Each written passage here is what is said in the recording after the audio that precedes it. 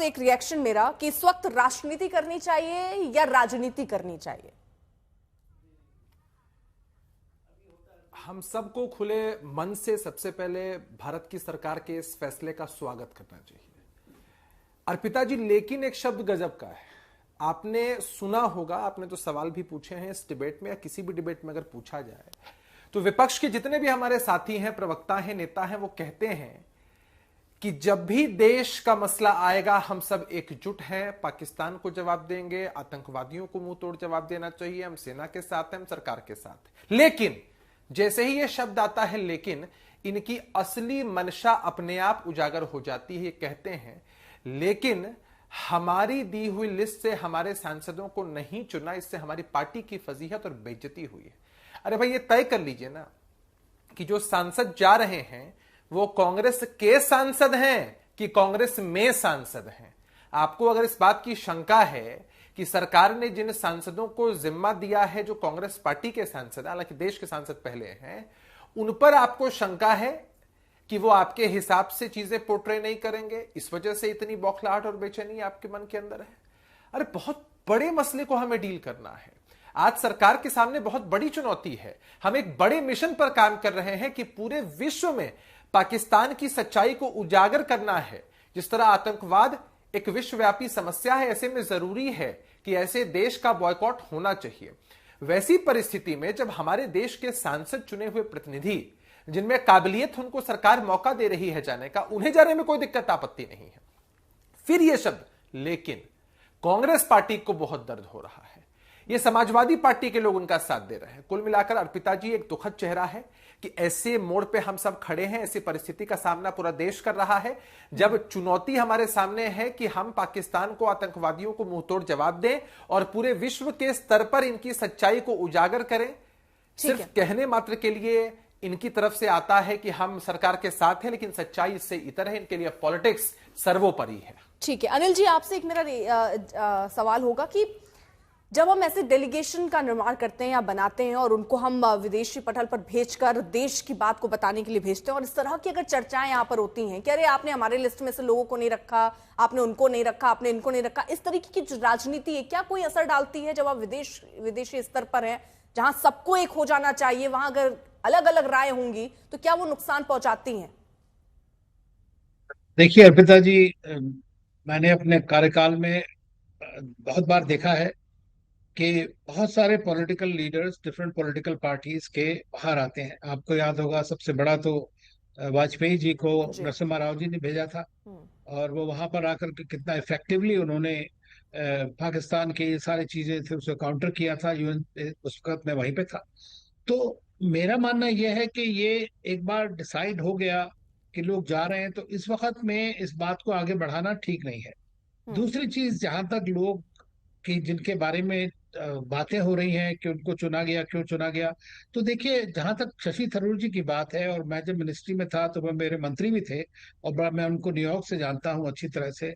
मैं समझता हूं इस वक्त में भारत का पक्ष रखने के लिए वो एक बहुत उच्च स्तर के लीडर हैं जिनको भेजा जाएगा। वो एक विदेश मंत्री रह चुके हैं, उन्होंने यूएन का, उनको सबसे बड़ा अनुभव है वहां पर, उनके पर्सनल कॉन्टैक्ट्स हैं। और यहाँ पर भारत में जो हमारी संसद की जो कमेटी है, उसके वो चेयरमैन है एक्सटर्नल अफेयर्स कमेटी के। तो आप सोच सकते हैं कि उनको अगर वैसे ही भेजा जाता बिना, अगर मुझे नहीं पता कैसे पार्टी सिलेक्ट करती हैं, किसको करती हैं, उसमें नहीं पढ़ना चाहता मैं, लेकिन ये आवश्यक है। और जितने भी नाम हैं वो सब मैंने देखा है कि चाहे किसी भी पार्टी के हों, वो सब अच्छे हैं। क्योंकि जब हम बाहर जाते हैं तो हम भारत को रिप्रेजेंट कर रहे हैं, भारत के व्यू पॉइंट को रिप्रेजेंट कर रहे हैं, पाकिस्तान को बेनकाब करने वाले हैं। तो अब जो चूंकि हो चुका है ये, तो मेरे ख्याल से इस बात को और आगे ना बढ़ाया जाए, और हमें इस बात पे तवज्जो देनी चाहिए कि हम आगे क्या कहेंगे। जो विदेश सचिव हमारे ब्रीफ करेंगे लीडर्स को, कुछ एम्बेसडर्स भी हमारे साथ में उनके जा रहे हैं, तो ये एक रूटीन प्रक्रिया है। इसको अगर हम आपस में दिखा, क्योंकि सबसे बड़ी बात जो इस युद्ध में जो अभी हुई है पीछे, वो ये थी कि भारत एकजुट था, भारत एक साथ था, चाहे वो कोई भी हो, और वो सबसे इंपॉर्टेंट चीज होती है। ठीक अनिल जी, जरा मैं थोड़ा सा, क्योंकि मैं आपको बहुत राजनीति में नहीं ले जाना चाहती हूँ, क्योंकि आप राजनीतिक किसी दल से तो है नहीं जो मैं आप उसको आज को जवाब दे पाएंगे, लेकिन मैं जरा बारीकियों को समझना चाह रही हूँ। क्योंकि आपने जिस तरह पूरे एक मेरिट और डीमेरिट एक तरीके से कही, मेरिट आपने गिनाया कि शशि थरूर हैं तो क्यों हैं, उनके होने से क्या फर्क पड़ता है। तो ऐसे गौरव गोगोई, सैयद नसीर हुसैन, अमरिंदर सिंह, ये अगर इनसे तुलना करके हम देखें, या जो नाम सिलेक्ट हुए हैं जैसे आनंद शर्मा, शशि थरूर, सलमान खुर्शीद, मनीष तिवारी, आप देखते हैं कि ऐसे इंसान जो विदेश की चीजों को समझते हो, भारत को उस ढंग से पेश कर पाए, इन पैरामीटर्स में ये ठीक बैठते हैं नाम? बिल्कुल। आनंद शर्मा भी minister of state external affairs थे। आप देखिए मनीष तिवारी हैं, उनकी विदेश मामलों में अच्छी पकड़ है, मैं उनके आर्टिकल्स पढ़ता हूँ अक्सर, और वो इंफॉर्मेशन मिनिस्टर भी रह चुके हैं भारत के। तो देखिए ना, अब ये तो हम नहीं कह सकते कि सारे फॉरेन मिनिस्टर्स को भेजा जाए।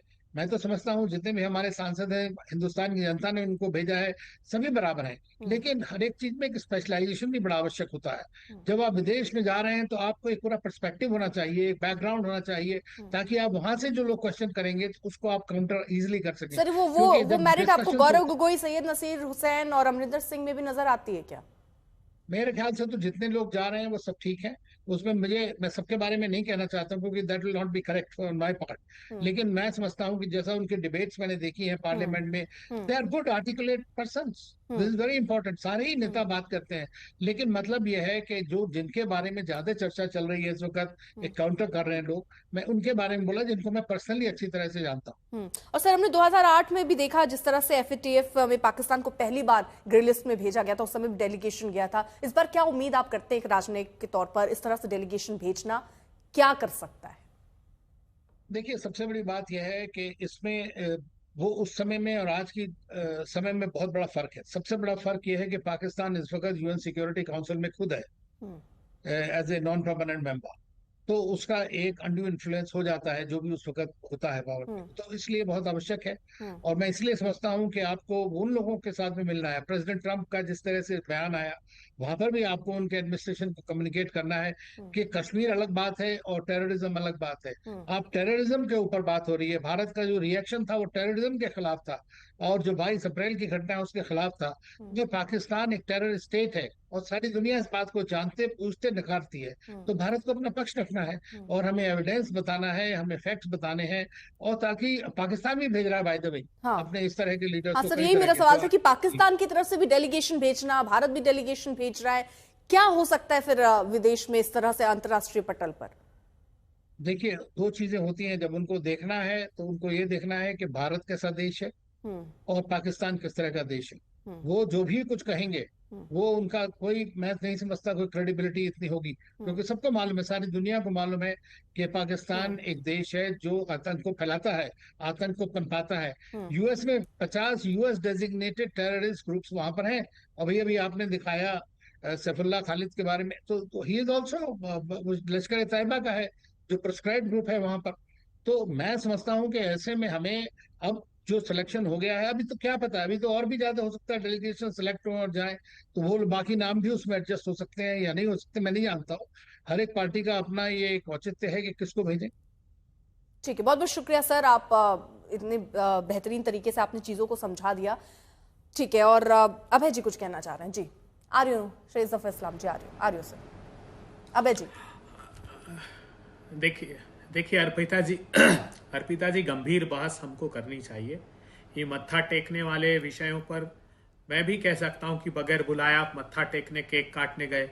अभी एस जयशंकर वहां डिनर जो होस्ट किया था शहबाज शरीफ ने गए, आपने क्रिकेट मैच वहां खेला और देखा साथ में बैठकर शाहिद अफरीदी के, वही अनुराग ठाकुर जिनको आप भेजने की बात कर रहे हैं।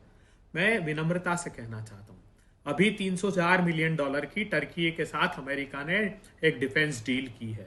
वो मीडियम रेंज स्ट्रॉन्ग मिसाइल्स उसको सप्लाई कर रहा है। टर्की ने सारे अपने वेपन्स पाकिस्तान के इस युद्ध में इस्तेमाल किए। जो ट्वीट किया था ट्रंप साहब ने, मुझे भारत और पाकिस्तान के मजबूत और अड़िग नेतृत्व पर गर्व है, एक फॉल्स इक्विवेलेंस। अरे हम शिकार थे आतंकवाद का और वो शरण स्थली थी आतंकवाद की। ट्रंप साहब ने उसको कंपेयर किया और कहा कि ट्रेड के नाम पर डरा कर मैंने ये सीज फायर कराया। तब क्या हम पूरे विश्व भर में देख लीजिए आप, चाहे वो इस्लामिक ऑर्गेनाइजेशन है जो हमारे साथ नहीं खड़ा, यूरोपीय यूनियन मैंने बताया कि उन्होंने संयम बरतने को कहा, तो हमारे विदेश मंत्री ने को कहना पड़ा कि आपके उपदेश की हमको आवश्यकता नहीं। ऑल वेदर अलाई रशिया हमारे साथ उस तरह से नहीं खड़ा है जो 6 बार उसने कश्मीर के मुद्दे पर वीटो किया यूनाइटेड नेशन सिक्योरिटी काउंसिल में और हमारी रक्षा की है। वो आज हमारे साथ नहीं है। चीन का व्यवहार हमने देख लिया। आसपास के जितने हमारे देश हैं, आप बांग्लादेश देख लीजिए, वो अपना 20 किलोमीटर दूर भारत की सीमा पर जो उनका एयरपोर्ट है उसके रिनोवेशन का काम चाइना कर रहा है, वहां एयरबेस बना रहा है। ना नेपाल हमारे साथ है, ना बांग्लादेश हमारे साथ है, ना श्रीलंका। लेकिन फिर बार बार यही होता है ना कि क्या विपक्ष साथ है। आपने विदेश मंत्री का एग्जाम्पल दे दिया था, उसको लेकर विदेश मंत्रालय की तरफ से सफाई भी आई थी, लेकिन उसी बाल की खाल निकालने में उसी को ट्विस्ट, आपको नहीं लगता, मान लीजिए अगर ऐसा था भी, अपनी ही सरकार पर अभी इस वक्त पर सवाल उठाना क्या आपको ठीक लगता है? ये भी फिर विपक्ष से इसलिए सवाल पूछा जाता है सर। मतलब अगर आप बार बार ये बात कह रहे हैं, विदेश मंत्रालय कह रहा है कि बात की बात थी। बहुत देर से बोल रहे हैं, बहुत देर से बोल रहे हैं। ठीक है, एक छोटा सा रिएक्शन अबे जी। अर्पिता जी, अर्पिता जी, जो आलोचना से सरकार डर जाए वो आतंकवाद से नहीं लड़ सकती। चीन के चलते युद्ध में पार्लियामेंट को आहूत हमने किया था। हमको स्वस्थ संवाद करना चाहिए। हम सरकार के साथ खड़े हैं, तो दिशा तो देंगे ही देंगे। हमने सिर्फ इतना कहा कि चाहिए था सरकार को कि आप मंत्रणा कर लेते कि ये नाम और हैं हमारे ऐड करना। लेकिन मुझे तो ये समझ में नहीं आ रहा है, ठीक है, लेकिन जारी करके अपमानित करने का तरीका ठीक नहीं है। मुझे तो ये समझ में नहीं आ रहा है कि आखिर ऐसी कौन सी इनकी तकलीफ है या किस तकलीफ को जो है हमने दबा दिया है जिससे ज्यादा परेशानी आ रही है कि भाई शशि थरूर जैसे व्यक्ति को जो दुनिया जानती है कि उनको जो एक्सपीरियंस और एक्सपर्टीज है उसको दुनिया पहचानती है।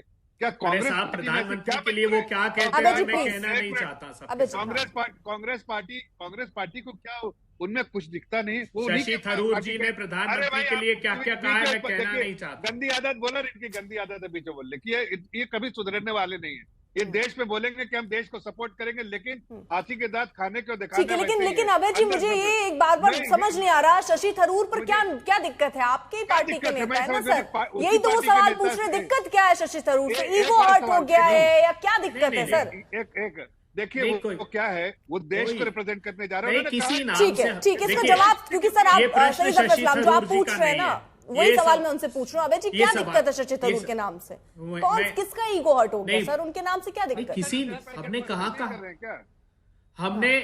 हमने ना सलमान खुर्शीद जी के नाम पर प्रश्न खड़ा किया, ना शशि थरूर जी के। हमने सरकार के इरादों पर प्रश्न खड़ा किया, हमने नामों पर प्रश्न नहीं खड़ा किया। हमने कहा हमसे कहते आप और हमको नाम तय करने थे आपको, तो एक लिस्ट सौंप देते हमको कि हम ये लोगों इन लोगों को भेजना चाहते हैं, तो क्या कांग्रेस पार्टी इनकार करती? लेकिन सार्वजनिक रूप से इस तरह अपमानित नहीं करना चाहिए। जब राष्ट्र का मुद्दा हो, जब समूचे विश्व में हम एक साथ देने का संदेश दे रहे हैं, तब आपको राजनीतिक दलों को लिस्ट दे देनी चाहिए थी कि साहब इस नाम पर हमारी असहमति है इंटरनली। दल की बात करने लग जाते हैं, यही जाके पेच फंस गया ना सर। दिक्कत तो इसी बात की आ जाती है, आप दल को भी बराबर रख रहे हैं, आप राष्ट्र को और दल को बराबर रख रहे हैं, ये एक बड़ी समस्या है। आपकी नाराजगी क्या इतनी बड़ी हो जाती है कि राष्ट्र ऊपर हो जाए? इसीलिए सर, फिलहाल आप सभी का बहुत बहुत शुक्रिया। आनंद जी, माफी के साथ मैं आपके पास नहीं आ पाई, समय इतनी की इजाजत देता है, लेकिन इस बीच जरा हम आपको दिखाएं कि नेवी ने किस तरह से अपने शौर्य और पराक्रम को लेकर एक वीडियो जारी किया है, जो कि ऑपरेशन सिंदूर का है। इस बीच हम आपको ये टीवी स्क्रीन पर जरा दिखा दें। वचन नहीं तूने माना, मैत्री का मूल्य न पहचाना, तो ले मैं भी अब जाता हूँ, अंतिम संकल्प सुनाता हूँ, याचना नहीं अब रण होगा, जीवन जय या भी मरण होगा, टकराएंगे नक्षत्र हर, बरसेगी ऊपर वर्दी हर, अणशेष नाद का डोलेगा, जगराज काल मुंह खोलेगा, दुर्योधन ऐसा होगा फिर कभी नहीं देखा होगा, भाई पर भाई लूटेंगे, वयस्क घर लूटेंगे, सौभाग्य मनुष्य